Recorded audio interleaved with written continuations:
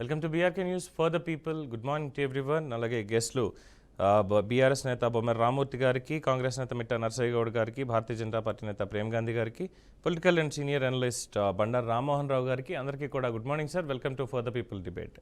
అయితే నిన్న చూసాం తెలంగాణలో ఈ స్థానిక సంస్థల ఎన్నికల జాప్యం ఎందుకు అన్నటువంటి దాని మీద బీఆర్కే న్యూస్లో జరిగినటువంటి చర్చా వేదికలో, అలాగే ఈ రిజర్వేషన్లకు సంబంధించి కావచ్చు, లేదంటే ఎందుకు అంటే ప్రభుత్వానికి ఏమైనా భయమా ఈ స్థానిక సంస్థల ఎన్నికలకి వెళ్తే ప్రస్తుతం ఉన్నటువంటి పరిస్థితుల్లో ఈ వ్యతిరేకత ఏమైనా వస్తుందంటే హైడ్రా కావచ్చు, లేదంటే పథకాల అమలు కావచ్చు, ఇచ్చినటువంటి హామీల్లో అక్కడక్కడ జరుగుతున్నటువంటి కొద్దిగా జాప్యం, అలాగే వచ్చినటువంటి కాస్త వ్యతిరేకత, ఇక ప్రతిపక్షాల నుంచి వస్తున్నటువంటి ఒత్తిడి, వీటన్నిటి నేపథ్యంలో వెళ్ళడానికి కాస్త ఇబ్బంది ఏమైనా పడుతున్నారా అన్నటువంటి దాని మీద కూడా చర్చలు జరుగుతున్నాయి. ఇది కాకపోతే కేసీ వేణుగోపాల్ గారు వచ్చి సమావేశాన్ని ఏర్పాటు చేశారు. మొత్తం మంత్రివర్గంతో, ఎమ్మెల్యేలతోటి, కాంగ్రెస్ నేతలతోటి ఏర్పాటు చేసి దాదాపుగా ఒక 8 మంది మంత్రులకి కాస్త క్లాస్ స్పీకర్ అనేటువంటి వార్తలు బాగానే గట్టిగానే వస్తున్నాయి. మార్చుకోకపోతే మాత్రం పండుగ తర్వాత స్థానిక సంస్థల ఎన్నికల నేపథ్యంలో పార్టీని బలోపేతం చేయడం గురించి కూడా చెప్పారు. మంత్రివర్గ విస్తరణ కాదు, మంత్రివర్గంలో చేంజెస్ కూడా చాలా రాబోతున్నాయి, వచ్చే అవకాశాలు గట్టిగా ఉన్నాయి అన్నటువంటి ఒక ఊహాగానం అని అనలేము, అలా అని తీసి పారేయలేము. ఒక వార్త అయితే చాలా గట్టిగానే చక్కర్లు కొడుతోంది. ముఖ్యంగా ముఖ్యమంత్రి రేవంత్ రెడ్డి తీసుకునేటువంటి నిర్ణయాలకి ఇంకా అటు ప్రతిపక్ష నేతలతో కొంతమందితో అంటకాగుతూ ఇబ్బందులు పెట్టేటువంటి కార్యక్రమాలు సొంత పార్టీలో ఉన్నటువంటి కొంతమంది చేస్తున్నారు అన్నటువంటి ఆరోపణలు కూడా గట్టిగా వస్తున్నాయి. మరి వీటి నేపథ్యంలోనైనా ఈ స్థానిక సంస్థల ఎన్నికలకి వెళ్ళలేకపోతున్నారు అన్నటువంటిది కూడా బలంగా వినిపిస్తున్నటువంటి అంశం. మరి దీనికి ఎటువంటి సమాధానాలు చెప్తారు, ఏం జరగబోతోంది, ఏ పార్టీలు ఏ విధంగా సన్నద్ధం అవుతున్నాయి, స్థానిక సంస్థలకి పొత్తులు ఏమైనా ఉండబోతున్నాయా, వీటన్నిటిని కూడా ఈ డిబేట్లో తెలుసుకుందాం. ముందుగా మిట్ట నర్సయ్య గౌడ్ గారు, గుడ్ మార్నింగ్ సార్. ఏంటి కేసీ వేణుగోపాల్ గారు 8 మంది మంత్రులకి క్లాస్ స్పీకర్ అంటూ కూడా వార్తలు వస్తున్నాయి, అలాగే స్థానిక సంస్థల ఎన్నికలకు సంబంధించి ఎందుకు ఇంకా జాప్యం జరుగుతోంది అన్న ప్రశ్న చాలామందిలో ఉంది. దానికి ఏం చెప్తారు మీరు? ముందుగా మీకు ప్యానెల్లో ఉన్న పెద్దలకు, వ్యూవర్స్కు నమస్కారం. ఇప్పుడు కేసీ వేణుగోపాల్ గారు మా పార్టీకి సంబంధించిన కీలకమైన వ్యక్తి. ఎప్పుడు పార్టీ అప్రమత్తత గురించి ఎప్పుడు ఆలోచన చేస్తూ ఉంటారు, కలుస్తూ ఉంటారు, మాట్లాడుతూ ఉంటారు. తప్పితే వారు వచ్చి సూచనలు చేసినంత మాత్రాన మంత్రులను మారుస్తారు, మంత్రివర్గం ఇది చేంజ్ అవుతుంది, కొంతమందికి క్లాసు వీకెండ్, ఇట్లాంటివన్నీ ఏంటంటే ఉట్టి ఇది దాన్ని ఏమంటారంటే కావాలని క్రియేట్ చేసుకుంటున్నటువంటి విషయాలు. వాస్తవంగా అలాంటి అంత సీరియస్ విషయాలు ఏమీ లేవు.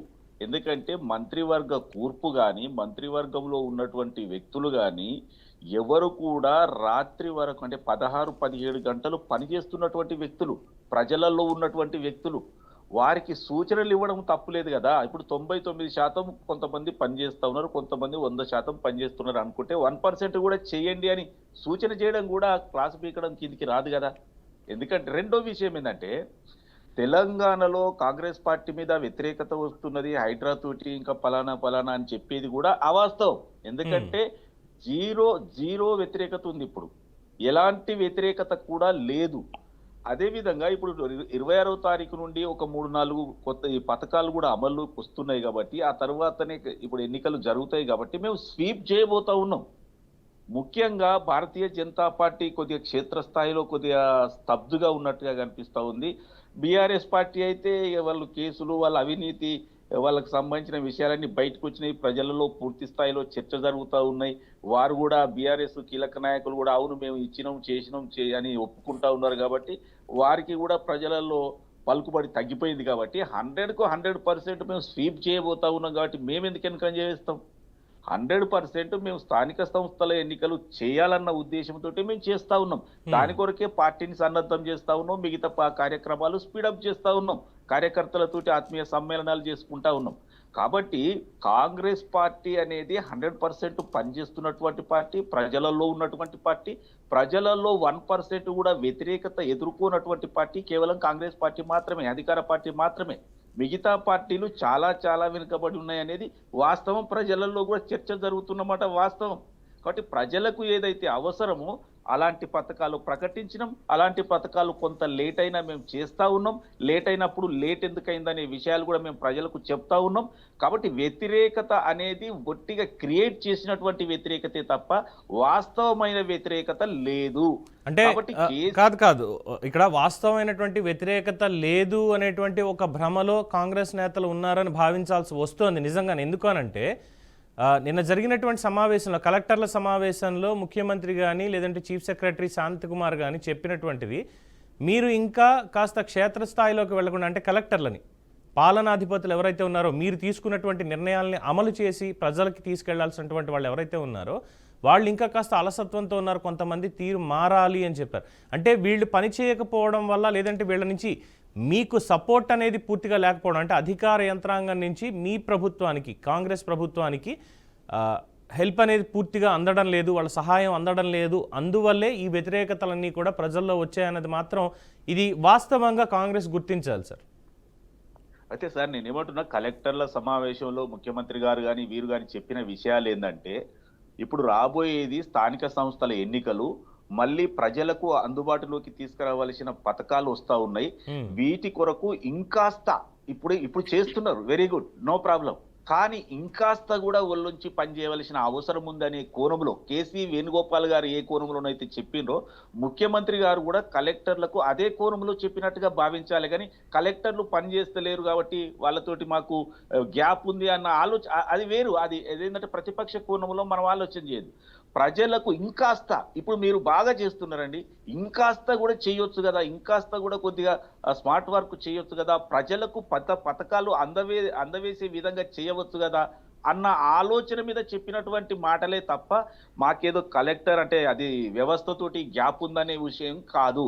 ఎందుకంటే ఇప్పుడు ఇందిరమ్మ ఇండ్లు వస్తున్నాయి, తర్వాత రైతు భరోసా వస్తుంది, తర్వాత ఇందిరమ్మ ఆత్మీయ భరోసా వస్తుంది. ఇవన్నీ కూడా లబ్ధిదారులకు చేరాలంటే ఖచ్చితంగా అక్కడ గ్రామాన సమావేశాలు పెట్టి లబ్ధిదారుల లిస్టు తీసుకురావాలి.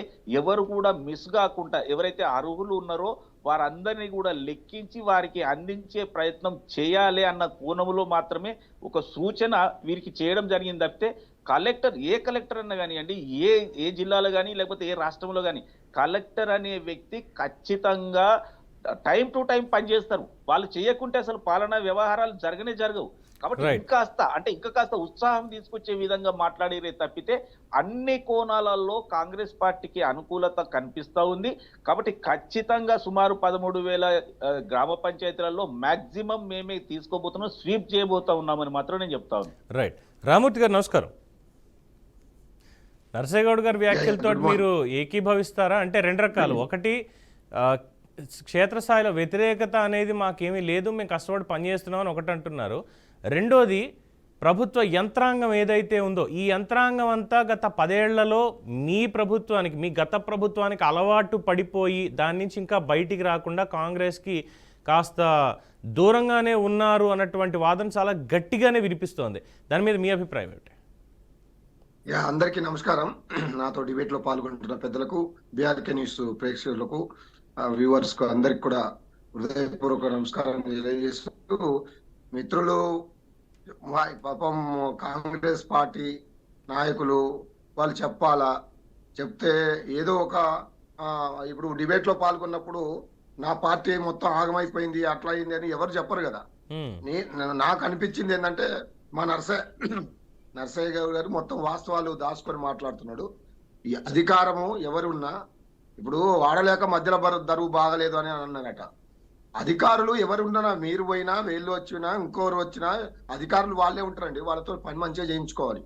అది అధికారులనే ప్రతిదానికి బాధ్యులుగా చేయకూడదు. మీరు చేయడం చేతగాక మీరు చెప్పింది మాత్రం చేస్తారు. కలెక్టర్లు ఎవరి పనులు తింటారు? మంత్రివర్గ తీర్మానాలు, మీరు ఇచ్చే పథకాలు క్షేత్ర స్థాయిలో తీసుకుపోవడంలో వాళ్ళు ఖచ్చితంగా పనిచేస్తారు. వాళ్ళ కింద ఉన్న సబార్డినేట్స్ ఎవరైతే ఉన్నారో ఎంఆర్ఓ స్థాయి నుండి కింద సెక్రటరీ వరకు వాళ్ళ పనులు వాళ్ళు చేసుకుంటారు. వాళ్ళు చాలా క్లియర్ గా ఉన్నారు. అధికారుల మీద తప్పించుకునే ధోరణి ఈ ప్రభుత్వం చేస్తున్నది. First point. రెండో పాయింట్, ఏ వర్గం ఈ 13 నెలల్లో ఒక్క వర్గం అయినా మేము సాటిస్ఫాక్షన్ ఉన్నాగా, ఇగో చాలా ఈ ఒక్క హామీ సంపూర్ణంగా అమలైందని చెప్పే వర్గం చెప్పే పథకం ఏదైనా ఉన్నదా నరసయ్య గారు చెప్పాల్సిన బాధ్యత ఉన్నది. ఏ ఒక్కటైనా మార్పు కోసం ఓటేస్తే తెలంగాణ ప్రజలకు ఏడుపు తప్ప ఈ 13 నెలలు ఏమీ మిగలేదు. మీరు దేన్నైనా తీసుకోండి. అందుకే వీళ్ళకు భయం. వీళ్ళు ఎన్నికలకు పోరు. ఎన్నికలకు పోతే మాకు చిరాట్లు పడతాయి, కేంద్రం నుంచి వచ్చే ఒత్తిడి మాకు వస్తుంది. కాబట్టి ఎన్నికలకు పోకుండా జంకుతున్నది వాస్తవం. వీళ్ళకు వెన్నులో సలిబుడుతుంది. ఎందుకంటే ప్రజలలో మేము కూడా తిరుగుతున్నామండి. వాడిని అంటున్నారు బీఆర్ఎస్ పార్టీ నాయకులు కేసులలో ఇరికారు. ఏడా మీరు పెట్టే అక్రమ కేసులు, మీరు దుర్మార్గంగా మీ నాయకుడు జైలుకు పోయి వచ్చాడు కాబట్టి, మీ నాయకుడు నోట్లకు ఓట్ల కట్టలతో దొరికాడు కాబట్టి అందరూ కూడా అలానే జైలుకు పోవాలని చూస్తున్నాడు మీ నాయకుడు. దాని మీద కాన్సన్ట్రేషన్ చేస్తున్నాడు. కానీ ప్రజలకు ఇచ్చిన హామీల మీద ఒక్క రోజైనా మీరు సమీక్ష ఇచ్చారా? ఏది అమలైంది చెప్పండి. మీరు అన్నది ఇప్పుడు నేను అడుగుతున్నాను. మీరు ఊర్లలో పోతే ఫస్ట్ అడిగే క్వశ్చన్ ప్రజలు అడుగుతారు, నేను కాదు. బొమ్మరి రామూర్తిగా బీఆర్ఎస్ పార్టీ నాయకుడిగా నేను అడగడం లేదు. 2500 రూపాయలు మీరు నెలకి ఇస్తా అన్నారు. ఇప్పుడు 13 నెలలు అయింది, ఎప్పుడు ఇస్తారని అడుగుతారు. 4000 రూపాయలు పెన్షన్ ముసలమ్మలకు మా వృద్ధులకు ఇస్తారని 2000 పెంచి ఇస్తా అన్నారు. ఆ 2000 కూడా 2 నెలలు కట్ చేశారు. 4000 ఇవ్వడం లేదు, ఎప్పటి నుండి ఇస్తారు సార్ అడుగుతారు. మీరు అడిగి చెప్పే దమ్మున్నదా, ధైర్యం ఉన్నదా? అసలు సమాధానం చెప్తారా? రుణమాఫీ అన్నారు, చాలా మందికి చేయలేదు. 50% కూడా కాలేదు. రైతు భరోసా మొత్తం ఎత్తేసే ప్రయత్నం చేస్తున్నారు. 12-15 వేలు చెప్పారు, ఊదర కొట్టారు. ఉరకండి 2 లక్షలు తీసుకోండి అని. అటు రుణమాఫీ ఆగమైపోయింది, ఇటు రైతు భరోసా 15,000 ఇస్తాం. ఇప్పుడైతే 10,000 అయితే వస్తుంది. మీరు ఆగండి, డిసెంబర్ 9 తర్వాత 15,000 అన్నారు. 12,000 తెచ్చారు. అది కూడా ఎవరికి ఇస్తారు, ఎప్పుడు ఇస్తారు, అది లేదు. కాబట్టి ఇవన్నీ కూడా మీకు క్వశ్చన్ గా ఉంటుంది. హలో, మీ వాయిస్ సరిగా లేదండి. నర్సయ్య గౌడ్ గారు, మీ వాయిస్ ఎందుకో రావట్లేదు సరిగ్గా, ఒక్కసారి చూడండి please. Hello Narsaiah Goud, hello. ఇప్పుడు వస్తుంది. ఇప్పుడు వస్తుంది. నేనే కాబట్టి వీళ్ళకి ఆ భయం పట్టుకున్నది. ఇప్పటికైనా మీరిచ్చిన హామీలు క్షేత్రస్థాయిలో పరిశీలించి, ఇప్పటి వరకు రేషన్ కార్డు అన్నారు, ఇప్పటి వరకు 20 ఇళ్ళు అన్నారు. ఒక్కరు కూడా మీరు స్టార్ట్ చేయలే. చెప్తున్నాం.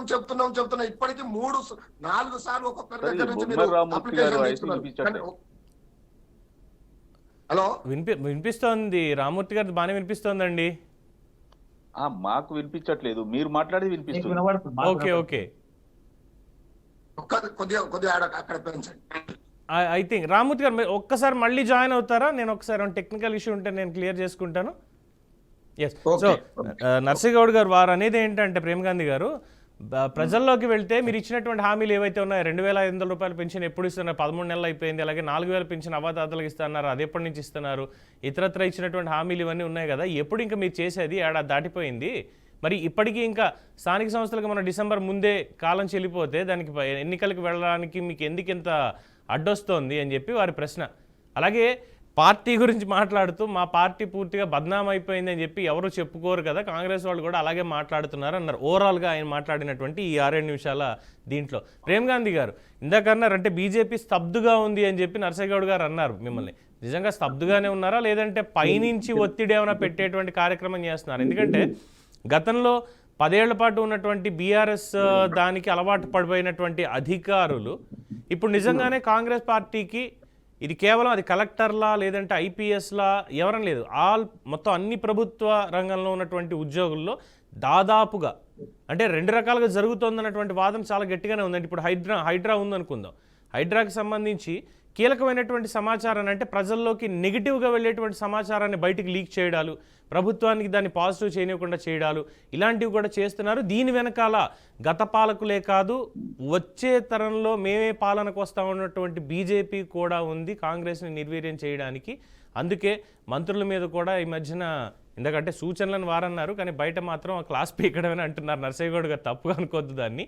సో దీని మీద మీ ఇద్దరి ప్రభావం బాగా ఉంది, బీఆర్ఎస్ బీజేపీది అనేది ఒక వాదన. ఏం చెప్తారు దానికి?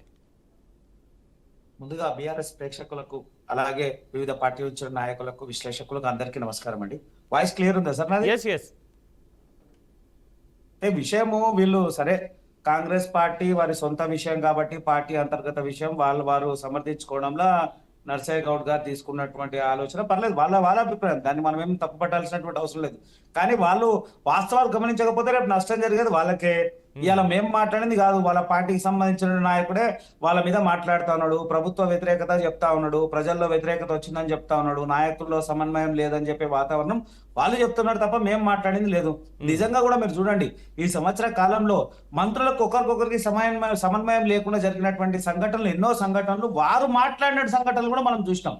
ప్రెస్ లో ఒక మంత్రి ఒక మాట మాట్లాడతాడు, ముఖ్యమంత్రి ఒక మాట మాట్లాడతాడు. హైడ్రా విషయంలో ఒక మంత్రి ఒక మాట మాట్లాడతాడు, ముఖ్యమంత్రి ఒక మాట మాట్లాడతాడు. హైడ్రా విషయంలో వాళ్ళకి సంబంధించినటువంటి నాయకులు, వాళ్ళ మంత్రులే దాన్ని వ్యతిరేకిస్తూ అవసరం ఉంటే దీని మీద మేము కోర్టు పోతాం, ప్రజల పక్షాన్ని నిలబడతాం, ప్రజలకు న్యాయం చేస్తాం అనేటువంటి వాతావరణం మాట్లాడుతూ ఉన్నారు. అరే ప్రభుత్వం వీళ్ళదే, వీళ్ళే న్యాయం చేస్తామని చెప్పి వాళ్ళ దాంట్లోనే వాళ్ళ ప్రభుత్వం మీద తిరుగుబాటు చేస్తున్నటువంటి మంత్రులు వీళ్ళ దగ్గర ఉన్నారు. అంటే వీళ్ళ దగ్గర సమన్వయం లేదు. కాంగ్రెస్ పార్టీలో ఉన్నటువంటి మంత్రులకు ముఖ్యమంత్రికి ఏమాత్రం సమన్వయం లేదు. ముఖ్యమంత్రి ఇష్టం వచ్చినట్టు మాట్లాడినా కనీసం స్పందించినటువంటి పార్టీ నాయకులు, మంత్రులు చాలా మంది ఉన్నారు. మళ్ళీ ఎందుకో వాళ్ళకి తెలియదు. అయితే ఒక విషయం ఏమైపోయిందంటే, కాంగ్రెస్ లో ఉన్నటువంటి సీనియర్ మంత్రులంతా ఒకవైపు అయిన తర్వాత ఎవరో కొంతమంది మాత్రమే రేవంత్ రెడ్డి గారికి కొంత అనువాయిగా పనిచేస్తున్నటువంటి దాఖలాలు తప్ప ఇంకెక్కడ లేదు. ప్రభుత్వ అధికారులైతే పూర్తి వైఫల్యం. ఉదాహరణకు ఒకటి, పోలీస్ డిపార్ట్మెంట్ లో ఉన్నటువంటి అధికారులు, పోలీస్ డిపార్ట్మెంట్ లో పనిచేస్తున్నటువంటి భార్యలే రోడ్డు మీదకి వచ్చి మాకు ఇబ్బందులు అవుతున్నాయి అనేటువంటి బాధన వచ్చింది అంటే ఇక ప్రభుత్వ వ్యతిరేకత ఏదో మనకు కనబడతా ఉంది. అంటే విద్యార్థుల్లో వ్యతిరేకత వచ్చింది, రైతుల్లో వ్యతిరేకత వచ్చింది, మహిళల్లో వ్యతిరేకత వచ్చింది, సామాన్య ప్రజల్లో వ్యతిరేకత వచ్చింది, బీపీఎల్ క్యాడర్ లో ఉన్నటువంటి వాళ్ళకు వ్యతిరేకత ఇచ్చారు. రేషన్ కార్డు అన్నారు, దాని గురించి ఇప్పటివరకు మాట్లాడరు. లక్షలాది మంది అప్లికేషన్లు తీసుకున్నారు ప్రజాపాలన అని, అప్లికేషన్లు ఎక్కడ పోయినాయో తెలియదు. ఇంద్రమ్మ ఇల్లు అన్నారు, దాని గురించి పూర్తిగా ఖాళీ మాటల వరకే జరుగుతుంది కానీ చేతల్లో లేదు. ఇంకేదైనా గట్టిగా మాట్లాడితే మా దగ్గర పైసలే లేవు, నిధులు లేదు, ఏడికిస్తామని చెప్పి ప్రజల దగ్గర మంత్రులు మాట్లాడుతున్నట్టు అవసరం లేదు. ఒక మంత్రి అయితే ఏమంటాడు, మాకు అప్పిచ్చేటోడే గతి లేడు, మీకేడికని ఇవ్వాలనే మాటలు మాట్లాడుతున్నారు. అంటే ఇక్కడ ప్రభుత్వ సమన్వయం కనబడతా ఉంది. అధికారుల్లో ఒకరికొకరికి సమన్వయం లేదు, ప్రభుత్వానికి అధికారులకు సమన్వయం లేదని మనకు క్లియర్ కనబడతా ఉంది. చాలా ఉదాహరణలు. ఇవాళ అకాడమిక్ ఇయర్ స్టార్ట్ అవుతుంది పిల్లలది, 2 నెలలు 3 నెలలు అయితే ఎగ్జామ్స్ ఉన్నాయి. కొన్ని పాఠశాలల పరిస్థితి మరీ దారుణంగా ఉంది. మౌలిక వసతులు లేవు, తాగడానికి నీళ్ళు లేవు, బాత్రూమ్ లేదు, శానిటరీ విషయం లేదు, టీచర్లు లేరు, ఉపాధ్యాయుల పరిస్థితులు మొత్తం ఘోరంగా ఉన్నాయి.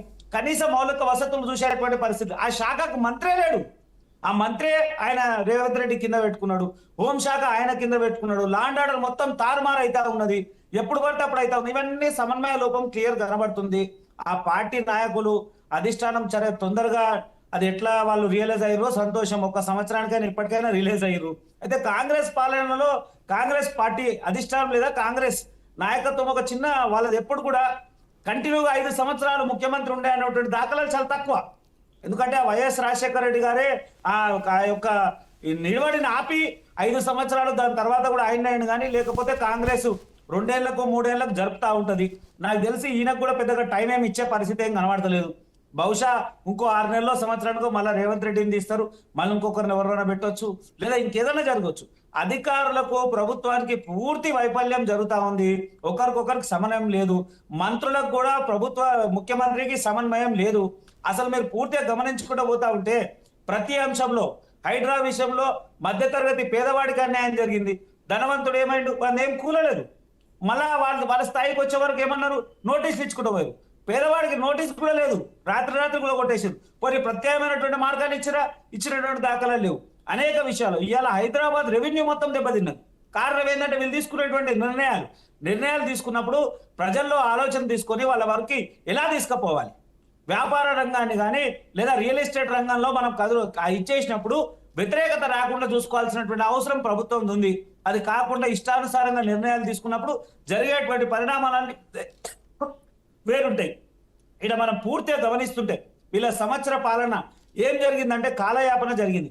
ఎవరైనా ప్రభుత్వంలో ఉన్నటువంటి వ్యక్తులే వాళ్ళే మేమే నిరసన చేస్తాం, మేమే పాదయాత్ర. అరే ముఖ్యమంత్రి అంటూ నేను పాదయాత్ర చేస్తా.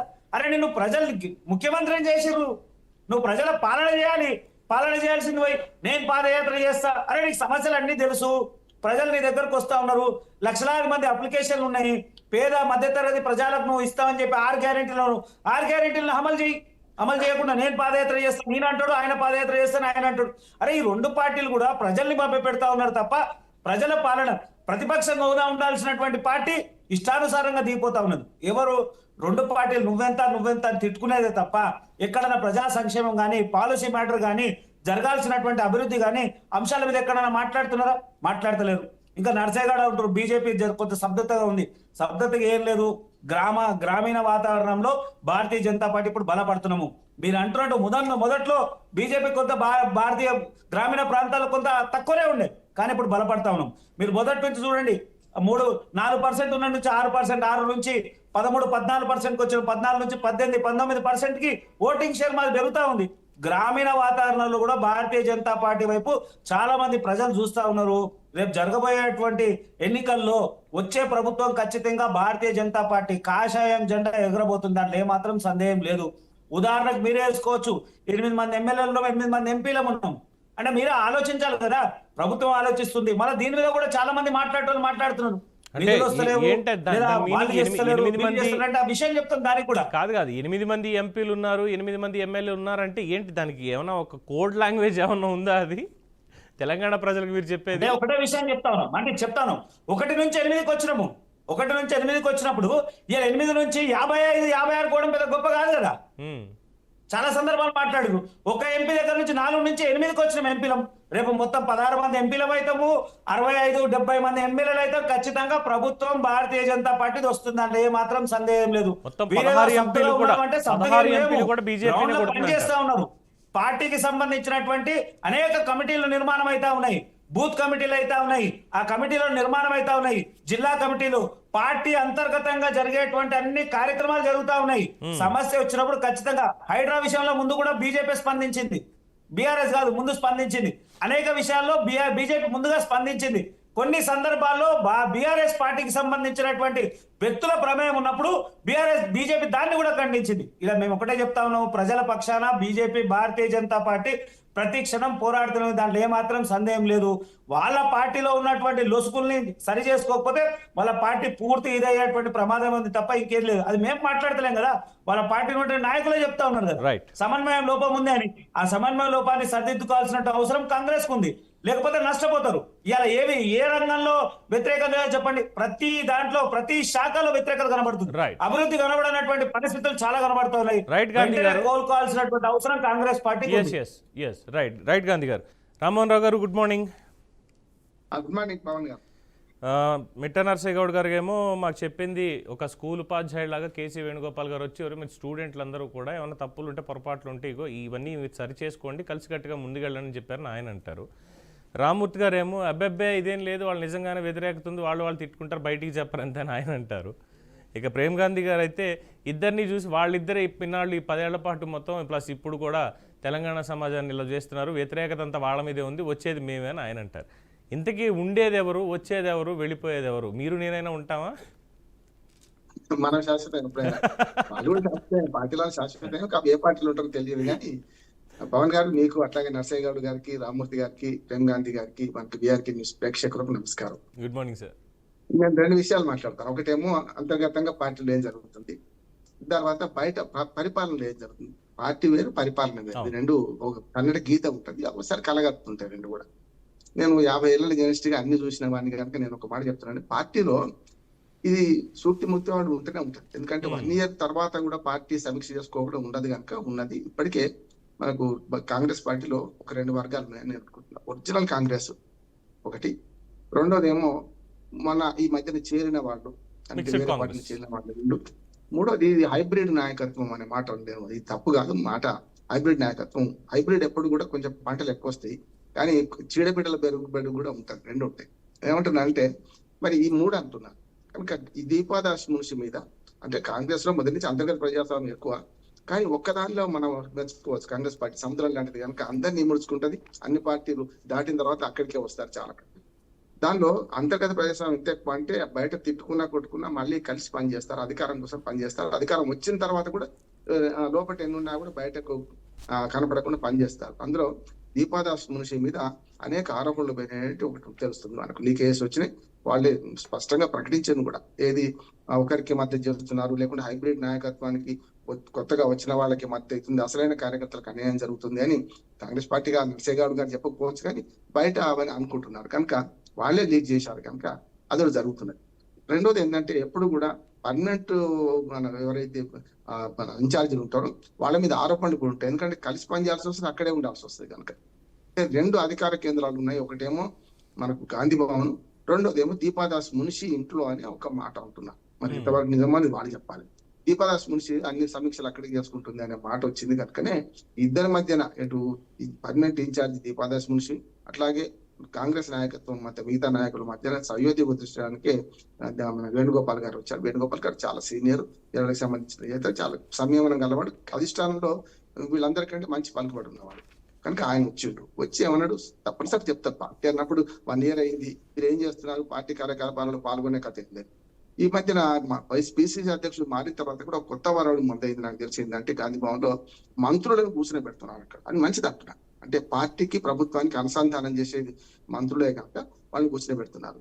కానీ అసంతృప్తి ఎక్కడ ఉందంటే కాంగ్రెస్ పార్టీ శ్రేణుల్లో ఇంకా ఎప్పుడు 1 year అయిపోయింది, మంత్రివర్గాన్ని విస్తరించలేదు కదా.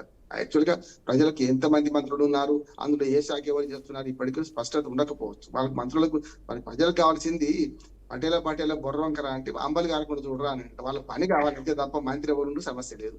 మంత్రివర్గాలు ఇంకొక 6 ఖాళీలు ఉన్నాయి, అవి నిలుపుకోవాలి. 6 ఖాళీలు చేయడానికి 16 మంది ఆశావాహులు ఉన్నారు.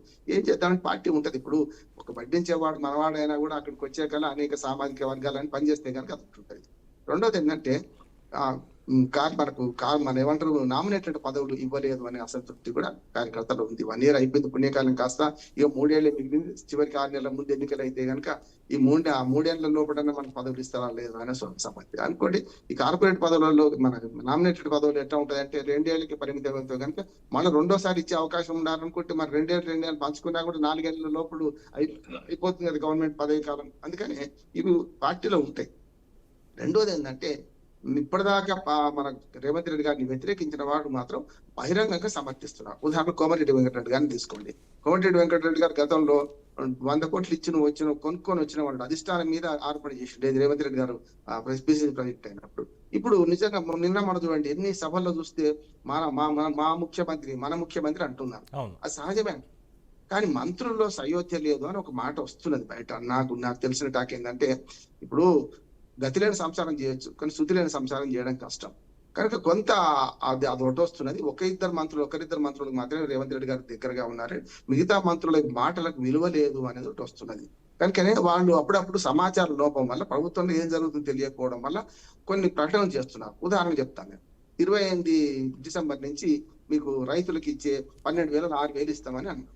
ప్రకటనేమో 6,000. 25 డిసెంబర్ డేట్ పెట్టిండ్రు. కానీ మంత్రులు తలా 12,000 ఇచ్చేసినామని కూడా మాట్లాడిన సందర్భాలు ఉన్నాయి. అంటే ఇది రాంగ్ మెసేజ్ పోతుంది కదా ప్రజలకు. ఎక్కడ మంది పెట్టిండ్రు, 12 ఇస్తారా 6 ఇస్తారా అని. అట్లాగే పథకాల అమల్లో మాత్రం స్పష్టంగా ప్రజల్లో కాంగ్రెస్ పార్టీ పట్ల వ్యతిరేకత ఉన్నది. దీన్ని గమనించాలి. ఎందుకంటే ప్రమాద గంటికలు మోగుతున్నప్పుడు మనకి ఏం తెలియదు అంటే మనం గమనించకపోతే పిల్లి కళ్ళు మూసుకొని పాలు తాగినంత మాత్రం చూడడం కానీ లేదు కదా. అందుకని పథకాల అమల్లో నేను ఒక మాట చెప్తాను పవన్ గారు. ఇటీవల నేను టీవీ ఛానల్ పేరు చెప్పాను కానీ కాలర్స్ ఆహ్వానిస్తూ GST మీద చర్చ పెట్టాను. నేను కూడా అందులో ఉన్నా. 7 మంది కాలర్స్ చేస్తే అందులో మొత్తం 100% మంది, ఒకరిద్దరు చెప్పలే కానీ 7-8 మందిలో 7 అదేమన్నానంటే, సార్ మీరు ఆ GST మీద మాకెందుకు సార్ చర్చ, మాకు కావాల్సింది ఇది రైతు బంధు ఎప్పుడు వస్తుంది, రైతు భరోసా ఎప్పుడైతుంది, మళ్ళీ రైతు కూలీలకు ఎప్పుడు డబ్బులు వస్తాయి, 2,000-4,000 పెన్షన్ చేస్తాను అదేమైంది సార్, వీళ్ళ కేసులు లేదా మాకు ఇంకోటి లేదా అని మాట్లాడారు. 7 మాట్లాడారు. అయితే ఇక్కడ మీరు అన్నటువంటి పాయింట్ కి ఒక చిన్న యాడ్ ఆన్ కూడా చెప్పాలి. ఇది ముఖ్యంగా నర్సయ్య గౌడ్ గారు అధిష్టానాన్ని తీసుకెళ్లాల్సిన అవసరం కూడా ఉంది దీని మీద. ఏంటంటే మీరు ఇప్పుడు చెప్పారు కాలర్స్ ఇలా చెప్పారు అని. మన మధ్యన ఇంటికి వెళ్ళేటప్పుడు ఆటోలో వెళ్తూ ఏమంటే ఎలా ఉంది ప్రభుత్వం, ఎలాగ మీకు ఏమైనా వస్తున్నాయంటే ఏముంది సార్ మా ఆటో వాళ్ళకి కాస్త ఇబ్బంది అవుతుంది అన్న మాట అంటూనే, సార్ మా ఇంట్లో మా 2 అమ్మాయిలు స్కూల్కి వెళ్తున్నారు, కాలేజ్కి వెళ్తున్నారు, ఫ్రీ బస్సు ఉంది, మా ఆడవాళ్ళు వేరే చోట పని చేస్తారు వాళ్ళకి ఫ్రీ బస్సు ఉంది, మా ఇంట్లో మిగతా అంటే మొత్తం మా ఇంట్లో ఉన్నటువంటి ఆడవాళ్ళకి వాళ్ళ కుటుంబంలో ఉమ్మడి కుటుంబం ఒక 20 మంది 30 మంది కలిసే ఉంటారట. ఆడవాళ్ళందరికీ కూడా నెలకి ట్రాన్స్పోర్టేషన్కి మేము ఇబ్బంది పడాల్సి వచ్చేది, అప్పుడప్పుడు మా ఖర్చులు మానుకొని మేము ఆటోలో తీసుకెళ్ళి దింపాల్సి వచ్చేది, ఇప్పుడు ఆ ఇబ్బంది లేదు మాకు అంటూ వాళ్ళకి చెప్పారు. దానివల్ల ఏమవుతుందంటే మాకు ఇంత ఆదా అవుతుంది, వాళ్ళకి కూడా భద్రత అనేది ఉంది ఆర్టీసీ బస్సులో అన్నటువంటి చెప్పారు. ఇక ఎడ్యుకేషన్ సంబంధించి తీసుకుంటున్నటువంటి నిర్ణయాల్లో కూడా అవి కూడా బాగున్నాయి, పిల్లలకి ముందు ముందు ఇంకా మంచి రోజులు వస్తాయని అనుకుంటున్నాం. కాకపోతే మేము కష్టపడాలి కాబట్టి మాకైతే ఇబ్బంది అవుతోంది. ఈ పెట్రోల్ ఛార్జీలు ఇవన్నీ పెరగడంతో, డీజిల్ పెరగడంతో మరి దాని మీద ఏమైనా చేస్తే బాగుంటుంది అన్నటువంటిది ఆ ఆటో డ్రైవర్ పెద్ద ఆయన, దాదాపు ఒక 55-60 ఏళ్ళు ఉంటాయని చెప్పినటువంటి మాట. అదే పవన్ గారు, నేనేమంటున్నానంటే వెలుగునేడు ప్రభుత్వంలో లబ్ధి పొందే వాళ్ళు ఎప్పుడు అంటారు, కానీ నేనేమంటా అంటే రెండు భాగాలు చేయాలి. హైదరాబాద్ వేరు, మిగతా వ్యవసాయ కుటుంబాలు ఉన్న గ్రామీణ ప్రాంతాలు వేరు. గ్రామీణ ప్రాంతాల వారికి ముఖ్యంగా అరవి కాని హామీలు కాంగ్రెస్ పార్టీ ఇచ్చింది. అందులో 6 గ్యారంటీలు, 13 హామీలు. సరే చాలా సౌకర్యాలు నేను దాదాపు ఎక్కువ హామీలు ఇచ్చింది. ప్రజలు కూడా ప్రజల స్వార్థం తప్పు కాదంటున్నారు. ఇప్పుడు ప్రజలు అపారమైన కోరికలు ఉంటాయి, వాళ్ళకు అపారమైన ఆకాంక్షలు ఉంటాయి. ప్రజల అపారమైన ఆకాంక్షలకు ప్రభుత్వంలో ఉండే పరిమిత వనరులకు మధ్య వారధి కట్టేది రాజకీయం కావాలి. కానీ ఏమైంది, ఎక్కువ హామీలు ఇచ్చారు, ఇవి కొన్ని అమలు అవుతలే కదా. ఇప్పుడు రెండు ఉంటాయి, ఇప్పుడు మంచి ఉంటది, చెట్టు ఉంటది. వచ్చిన వాడేమో చాలా సంతోషపడతాడు. బస్సు ప్రయాణం ఒకటే కాదు కదా సమస్య కదా. ఇప్పుడు ఏమైందంటే పంచాయతీ ఎన్నికలు వస్తున్నాయి పవన్ గారు, దీని మీద ఆలోచించాలి. పంచాయతీ ఎన్నికలు ఎప్పుడో జనవరి 25కే పోయిన సంవత్సరం అయిపోయింది. ఇప్పుడు దాదాపు సంవత్సరం అయిపోయింది పంచాయతీ కాల పరిమితి. ఎంపీటీసీ జూన్లో అయిపోయింది. మున్సిపాలిటీస్ ఈ నెలలో 25కి అయిపోతాయి. కనుక స్థానిక ప్రభుత్వాలను ఒకేసారి ఎన్నికలు జరిపే ఒక మంచి అవకాశం ఈ ప్రభుత్వానికి వచ్చింది. కానీ ఏమైందంటే ఇటు మున్సిపాలిటీలోనేమో కనీసం హైదరాబాద్ లో కొన్ని పనులు గత ప్రభుత్వం, అంటే ఎప్పుడు కూడా పవన్ గారు ప్రభుత్వాలు శాశ్వతం, పార్టీలు శాశ్వతం కాదు. గత ప్రభుత్వం చేసిన పనులు కొన్ని ఓ సంవత్సరం దాకా పనికి వస్తాయి. ఇప్పుడు గర్భవతి అయినాక 9 నెలలకు ఇప్పుడు పిల్లలు పుడతారు కదా, ఆ 9 నెలలకు పుట్టే పిల్లలు కూడా మన వాళ్ళే అంటే కష్టమవుతుంది. కనుక ఇక్కడ ఏమైతుందంటే ఈ మొత్తం హైదరాబాద్ లో కొంత అభివృద్ధి పనులు జరిగిన వాటిని శంకుస్థాపన నుంచి కొన్ని చేసుకుంటూ పోతున్నారు, ప్రారంభోత్సవాలు చేసుకుంటూ పోయి. ఇక ముందు ప్రారంభోత్సవాలు చేయాలంటే మరి ఈ సంవత్సరం నుంచి మళ్ళీ కొత్త పనులు మొదలు పెట్టాలి కదా. అది ప్రధాన హైదరాబాద్. గ్రామీణ ప్రాంతాలకు మాత్రం నేనన్నా అసంతృప్తి ఉన్నది. రైతు కూలీలో ఉంది, రైతుల్లో ఉన్నది, అట్లాగే పెన్షన్ పెంచలేదని ఉన్నది. మీరు ఒక 6 హామీలు ఏదైతే రైతులకు ఇచ్చిన దానిలో సన్నబొడ్డు కొనడం అనేది అక్కడ టూత్ పాలిష్ అయింది, ఇప్పుడు వచ్చేది సమస్య. అందుకని ఇవన్నీ కూడా వాళ్ళకి తెలవదని కాదు కాంగ్రెస్ పార్టీకి. దీన్ని ఓవర్కమ్ చేయడానికే ఇప్పుడు రైతు భరోసా 12,000 ఇస్తారా, 12,000 అంటే 6, 12 మనకు 5,000 పాతది కలుపుకొని 17,500 ఇస్తారా? మరి ఏమి ఇస్తారని పోస్టర్లు పడుతున్నాయి. కనుక దీని అర్థం చెప్పుకొని ఏం చేస్తారంటే గ్రామీణ ప్రాంతాల్లో ఇప్పుడు కొంత పలుకుబడి సంపాదించుకొని రేపు పొద్దున పంచాయతీ ఎన్నికల్లో లాభం పొందాలంటే వీటి గురించి ఈ పథకాలను 2 బాగా అమలు చేస్తారని నేను అనుకుంటున్నాను. ఎందుకంటే 26 జనవరి పెట్టింది, ఇప్పటికే రైతు కూలీలు 28 పోయింది, మళ్ళీ కొత్త డేట్ వచ్చింది. ఈ కొత్త డేట్ పట్ల కూడా కొంత సందిగ్ధత ఉన్నది. రేషన్ కార్డు అది కూడా వాటిని 16 నుంచి మొదలు పెడతా అంటున్నారు. మరి 10 రోజుల్లో సాధ్యమవుతుందా కాదా ఏమని వాళ్ళు చూసుకుంటారు. కానీ ప్రజల్లో మాత్రం పథకాల అమలులో ముఖ్యంగా గ్రామీణ ప్రాంతాల ప్రజల్లో ఆశలు పెట్టుకున్న ప్రజల్లో, అంటే వాళ్ళు ఎక్కువ వచ్చిన ప్రజల్లో చాలా అసంతృప్తి మాత్రం కనపడుతుంది. దీన్ని గమనించడం కానీ ఇంటెలిజెన్స్ రిపోర్ట్ మనందరికంటే వాళ్ళకి బాగుంటది, ఎక్కువ ఉంటది. అయితే పంచాయతీ ఎన్నికల్లో పార్టీలు ఉండవు కనుక పంచాయతీ ఎన్నికల్లో ఏ దొడ్లో అయినా మాదే దూడ అంటారు. ఇప్పుడు ప్రతిపక్ష పార్టీగా వాళ్ళకు ఒక పెద్ద మనకు అవరోధము అడ్వాంటేజ్ ఏంటంటే, ఒకటి కేసుల పాలై ముప్పు తిప్పలు పడుతున్నారు పార్టీ నాయకులు, ముఖ్యంగా కవిత జైలు పోయి రావడం, కేటీఆర్ ఇట్లా. అయితే వాళ్ళకి ఏంటంటే గ్రామీణ ప్రాంతాల్లో మళ్ళీ రివర్స్, అంటే కాంగ్రెస్ వ్యతిరేకంగా మాకు ఓట్లు పడతాయి. 2014 కన్నా ముందు, అంటే 2001లో పార్టీ కొత్తగా ఏర్పడినప్పుడు ఎక్కువ స్థానిక ప్రభుత్వాలలో వాళ్ళు బాగా గెలిచారు, జడ్పీటీసీలు కానీ మన టిఆర్ఎస్ పార్టీ అప్పుడు టిఆర్ఎస్. కానీ ఇప్పుడు ఆ పరిస్థితి మళ్ళొకసారి ఉన్నది అని వాళ్ళు అనుకుంటున్నారు. కానీ కాంగ్రెస్ నాయకత్వము చేసేదానికి బీఆర్ఎస్ లో ఒక పెద్ద లోపం ఏంటంటే ఆ కుటుంబ పార్టీగా కుటుంబం మాత్రమే మనుషులు కనపడుతున్నారు. ఇప్పుడు ఆ కేసుల చుట్టే రాజకీయాలు తిరుగుతున్నాయి తప్ప ఈ నిజమైన ఎవరైతే టిఆర్ఎస్ లో మొదటి నుంచి ఉన్న వాళ్ళు ఉన్నారో వాళ్ళు పనిచేసే క్రమంలో వాళ్ళు డిమోరల్ అయి ఉన్నారని నేను అనుకుంటున్నాను. అంటే కేసుల్లో కేటీఆర్ జైలు పోతారా ఇదంతా తర్వాత సంగతి. కానీ డిమోరల్ కావడానికి కారణం ఏంటంటే వాళ్ళని రక్షించుకునే యంత్రాంగం ఇంకా గట్టిగా పనిచేస్తలేదని, కింది స్థాయిలో ఎంత అసంతృప్తి ఉన్నా దాన్ని సొమ్ము చేసుకోవడంలో చేయడం లేదనేది. బీజేపీ ఎప్పుడు కూడా ఈ 2 పార్టీల మధ్య ఉంటది కనుక బీజేపీకి 8 సీట్లు, గాంధీ గారు అంటే 8 ఉన్నాయి కాదంటలేదు నేను. కానీ ఇప్పుడు ఏమైతుందంటే కేసుల్లో వెక్కబడిపోతున్నామేమో అని చెప్పి ఇటు ఏసీబీ అని వీళ్ళంటే మనకు ఈడీ అని వాళ్ళని మొత్తం గెలుస్తున్నారు. కానీ బీజేపీ బలం పెరుగుతుంది. ఎక్కడ పెరుగుతుంది అంటే గ్రామీణ ప్రాంతాల కంటే పట్టణ ప్రాంతాల్లో పెరుగుతుంది. గ్రామీణ ప్రాంతాలకు కూడా ముఖ్యంగా మండల కేంద్రాల నుంచి పైకి, గ్రామాల్లో ఉండకపోవచ్చు కానీ మండల కేంద్రం పట్టణాల్లో ఇప్పుడు బీజేపీ మొదటి నుంచి కూడా కొంచెం అర్బన్ పార్టీ అనే పేరు. రూరల్ పోయే క్రమంలో ఇంకా కేంద్రం నుంచి మనకు తెలంగాణకు వచ్చే పథకాలు అవుతున్నాయి, వాటిని సాధించుకోవడంలో ఇప్పుడు సరే మనకు చెల్లపల్లి టెర్మినల్ ఓపెన్ చేసిండ్రు, సికింద్రాబాద్ స్టేషన్ వచ్చింది, కానీ హైదరాబాద్ పరిమితం అవుతున్నాయి.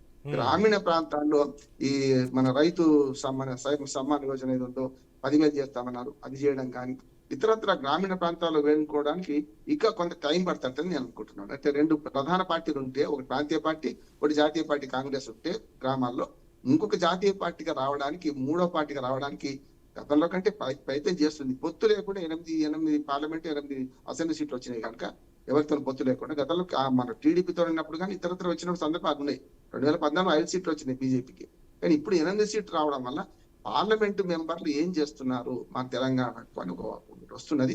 పార్లమెంటు మెంబర్లు ఏం చేస్తున్నారు, తెలంగాణకు రావాల్సిన నిధులు ఇప్పిస్తారా అనే దాని మీద కొంత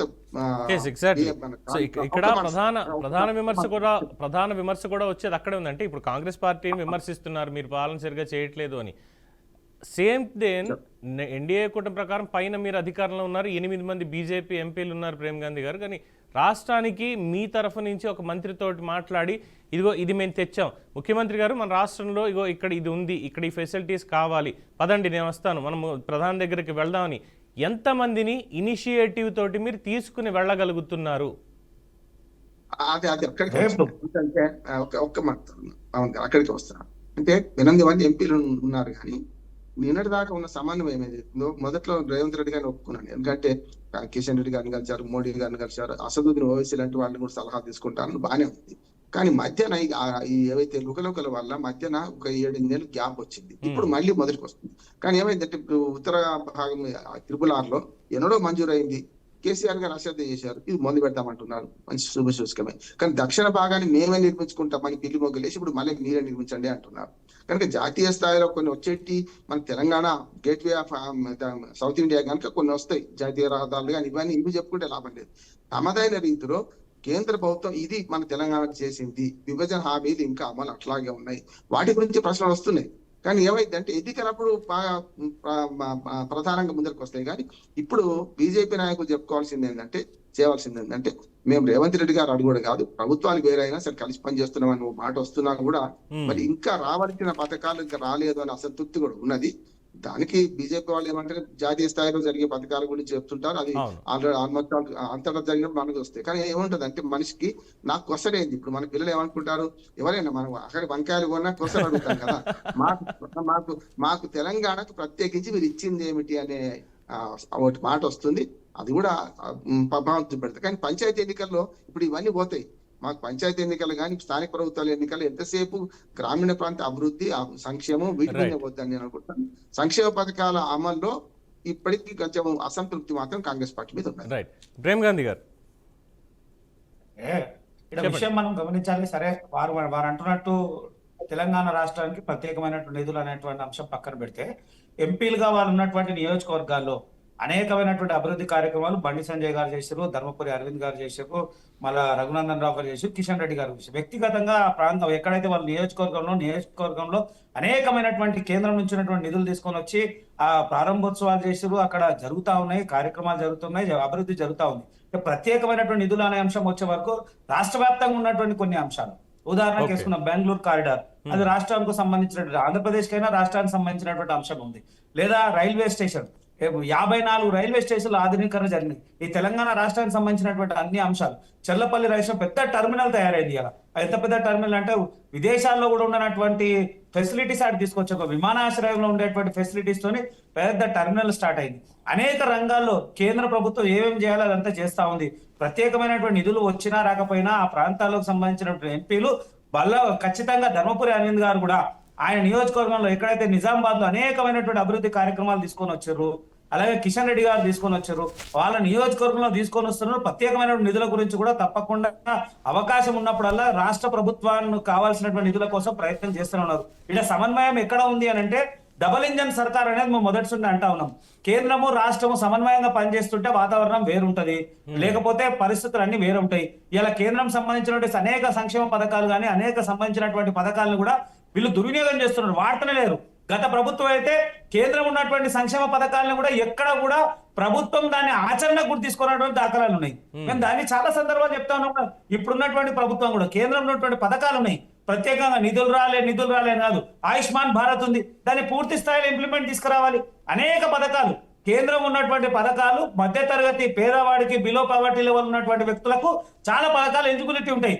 దాన్ని ప్రచారం చేయాలి, దాన్ని ఆచరణకు తీసుకుపోయాల్సినటువంటి బాధ్యత రాష్ట్ర ప్రభుత్వం ఉంది. అది లేకుండా రాలేదంటే ఉమ్మడిగా ఉండేటువంటి నిధులు దేశవ్యాప్తంగా ఈ కేంద్ర ప్రభుత్వం ఇచ్చేటువంటి నిధులు చాలా నిధులు ఉంటాయి. దాన్ని మనం సద్వినియోగం చేసుకోవాల్సినటువంటి అవసరం మనకు ఉన్నది.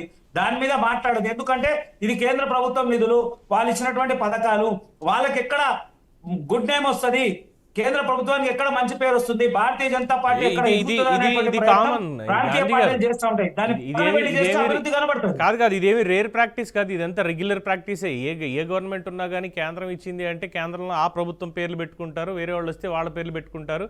స్టేట్ వచ్చిన తర్వాత దాని పేర్లు మార్చుకుని కేంద్రం కాదు మేము ఇచ్చే, ఇది రెగ్యులర్ ప్రాసెస్ అండి. కామన్ మ్యాన్కి దీంతో అసలు పనే లేదు. స్టేట్కి ఏం తెచ్చారు అన్నటువంటిదే తప్ప కేంద్రం ఇచ్చిందని స్టేట్ అనుకున్నారా, స్టేట్ చేసేదాన్ని ఇగో కేంద్రం దీని వాటా ఎంత ఉంది, ఇవన్నీ మాకెందుకు? ఎండ్ ఆఫ్ ద డే మా దగ్గర నుంచి మా జేబుల్లోంచి కలెక్ట్ చేసిన డబ్బులతోటి పథకాలన్నీ పెట్టేది తప్ప కొత్తగా తెచ్చేది కాదు. దీనికి పేర్లు పెట్టుకునేది మాత్రం వేరే వాళ్ళు. సరే గొప్ప వాళ్ళు పేర్లు పెడతారు కాబట్టి ఒప్పుకుందాం. నర్సయ్యగౌడ్ గారు, సో అన్ని వేళ్ళు కూడా ఏంటంటే వ్యతిరేకత ఉంది అంటూ మీ మీదకే చివరకు చూపిస్తున్నాయి. అట్ ద సేమ్ టైం ఇందాక బండారు రామారావు గారు చెప్పినట్టు గతంలో ఎలా ఉన్నప్పటికీ ఇప్పుడు మాత్రం మంత్రుల మధ్య సఖ్యత మాత్రం బాగానే ఉంది, రేవంత్ రెడ్డి నాయకత్వంలో ముందుకెళ్తున్నారన్నటువంటి కూడా అన్ని రకాల పరిశీలన తర్వాత ఆయన చెప్పినటువంటి విషయం. మరి వచ్చే స్థానిక సంస్థల ఎన్నికలకి ఈ వ్యతిరేకత అంతా కూడా ఏదైతే ఆయన చెప్తున్నారో అది పోగొట్టుకొని ముందుకు వెళ్ళేటువంటి అవకాశాలు ఉన్నాయా? అలాగే బీజేపీ ఎంపీలు ఎవరైతే ఉన్నారో వాళ్ళని కలుపుకొని వెళ్ళి కొట్లాడైనా సరే తెలంగాణకు విభజన హామీలు కావచ్చు మిగతా కావచ్చు తెచ్చేటువంటి కార్యాచరణ మీ ఇద్దరు పార్టీల మధ్య ఉందా? పొత్తు కాదు నేను అనేది, మీ ఇద్దరి మధ్యలో పొత్తు వద్దు, నేను యాక్సెప్ట్ కూడా చెయ్యను, మీరు అనవసరంగా దాని డిబేట్లోకి వెళ్ళొద్దు, మీరిద్దరూ కలిసి రాష్ట్రానికి ఏం చేస్తారు? ముందుగా ఇప్పుడు ఈ స్థానిక సంస్థల ఎన్నికలలో వ్యతిరేకత అనేది ఈ వక్తలు ఎవరైతే మాట్లాడిందో అది లేదు అనేది మేము ఈ సీట్లు గెలిచి మేము నిరూపించదలుచుకున్నాం. ఎందుకంటే ఇప్పుడు నేనేమంటున్నా, ఇప్పుడు గ్రామీణ ప్రాంతంలో ముఖ్యంగా రైతులు ఎదురు చూస్తా ఉన్నారు. వారికి రైతు భరోసా మేము ఇస్తామని ప్రకటించిన 26వ తారీఖు నుండి ఇందిరమ్మ ఆత్మీయ భరోసాను రైతు కూలీలకు కూడా 6,000 చొప్పున 2 సార్లు ఇస్తామని మేము ప్రకటించినాము. రేషన్ కార్డులు ఇస్తామని ప్రకటించినాము. ఆల్రెడీ 200 యూనిట్ల కరెంటు ఫ్రీ ఇస్తున్నాము. 500కి గ్యాస్ బండ ఇస్తున్నాము. మహిళలకు ఈ మామూలుగా ఈ బస్సు ఫ్రీ ఇస్తున్నాము. ఇప్పుడు ఆరోగ్యశ్రీ 10 లక్షలకు పెంచినాము. తర్వాత ఎడ్యుకేషన్ సిస్టంలో అయితే విప్లవాత్మక మార్పులు 11,000 టీచర్లను అపాయింట్ చేసినాము. స్కూల్ విద్యా వ్యవస్థ అంతా మారిపోయింది, అందరికి అనుకూలంగా ఉంది. కాబట్టి పూర్తి స్థాయి అనుకూల పవనాలు వీస్తున్నాయి అనేది మనకు అర్థమవుతుంది కదా.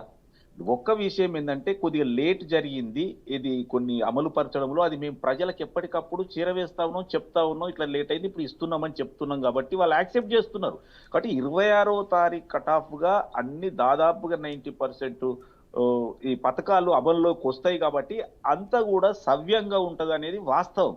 కాబట్టి రెండో విషయం ఏంటంటే ఇప్పుడు జరగబోయే స్థానిక సంస్థల ఎన్నికలలో కీలకమైన పోరు కాంగ్రెస్ తోటి కాదు, వీళ్ళు బీఆర్ఎస్ బీజేపీ పోటీ పడే అవకాశం ఉంది. ఎందుకంటే నీవు సెకండా నేను సెకండా అనేది తేలబోయేది స్థానిక సంస్థల ఎన్నికలలోనే. ఎందుకంటే భారతీయ జనతా పార్టీ కూడా నేను పెరుగుతున్నాం, నాకు 8 ఉన్నాయి, ఎమ్మెల్యేలు 8 ఉన్నాయి, ఎంపీలు 8 ఉన్నాయి, గ్రామీణంలో పెరుగుతా ఉన్నాం, పట్టణాలలో పెరుగుతా ఉన్నాం అని చెప్పుకుంటుంది కదా. ఇప్పుడు వచ్చే గ్రామ పంచాయతీ ఎన్నికలలో నువ్వా నేనా, నువ్వు సెకండా నేను సెకండా అనేది వాళ్ళు తేలుతుంది. ఫస్ట్ ప్లేస్ మాది, మోర్ దాన్ 80-90% మేము స్వీప్ చేస్తాం, అది వేరే విషయం. ఉన్న 4 సీట్లలో ఎవరికి ఎక్కువ వస్తాయని వాళ్ళు చూసుకోవాలి. వ్యతిరేకత అనేది భారతీయ జనతా పార్టీ మీద కూడా 100% వ్యతిరేకత ఉంది. ముఖ్యమైన వ్యతిరేకత ఎప్పుడు వచ్చిందంటే వర్షాకాలంలో వర్షాలు వచ్చి మొత్తం పొలాలన్నీ నిండిపోయి ఎండిపోయి అని మొత్తం మునిగిపోతే కేంద్ర మంత్రులు వస్తారు, అందరినీ సమన్వయం చేసుకొని టూర్లు తిప్పి హెలికాప్టర్లు తీసుకుపోయి అన్ని చూపించిన తర్వాత కూడా 11,000 కోట్ల రూపాయల నష్టం జరిగిందంటే 416 కోట్ల రూపాయలు ఇచ్చారంటే రైతులు, గ్రామీణ ప్రాంతంలో ఉన్న రైతులు, రైతు కూలీలు, సామాన్యమైన ప్రజలు భారతీయ జనతా పార్టీకి ఎట్లా ఓట్లేస్తారు? కాబట్టి 100% వాళ్ళకి వేయరు. కాబట్టి ఇంకొకటి ఏంటంటే ఇప్పుడు బీఆర్ఎస్ ఉన్నది. బీఆర్ఎస్ ఏమనుకుంటుంది, 2001లో ఉన్న పరిస్థితి ఇవాళ ఎందుకు ఉంటుందండి? 2001లో మీ మీద వ్యతిరేకత లేదు, అంత సానుకూలత 100% ఇవాళ ఏంటిది మొత్తం వ్యతిరేకత 100%.